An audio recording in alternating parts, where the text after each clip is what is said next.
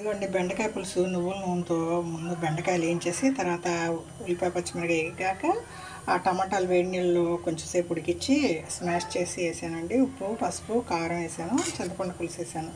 చక్కగా పులుసు తేనెలాగా వచ్చింది.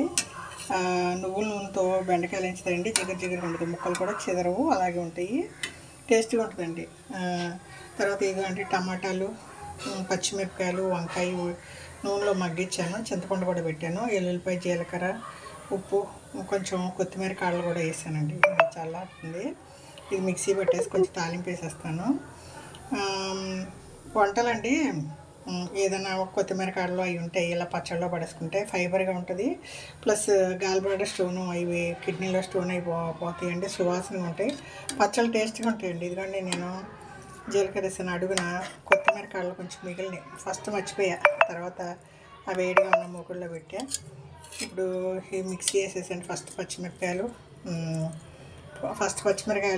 పట్టేస్తానండి, తర్వాత టమాటాలు వేసి పట్టేసి చిన్న తాలింపు పెట్టుకుంటా, కొంచెం టేబుల్ మీద పెట్టుకుంటా, మిగతాది ఫ్రిడ్జ్లో పెట్టుకుంటే రేపు ఎల్లుండి కూడా పనిచేస్తుందండి.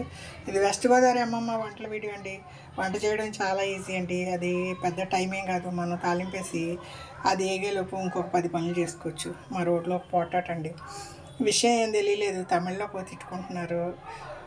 10 ఇళ్ళు ఉంటాయండి, అందరూ గుమిగూడి ఒక ఇంట్లో ఒక ముసలాయన మీద పోటాడుతున్నారు. విషయం తెలియక కాసేపు నుంచున్నా, మళ్ళీ వచ్చి వంట చేసా, లో ఫ్లేమ్లో పెట్టెళ్ళి తగాదా చూసి వచ్చానండి. ఇంకా వంట చేసుకుందాం, మళ్ళీ వెళ్ళి తగాదా ఏంటో ఎంజాయ్ చేస్తా.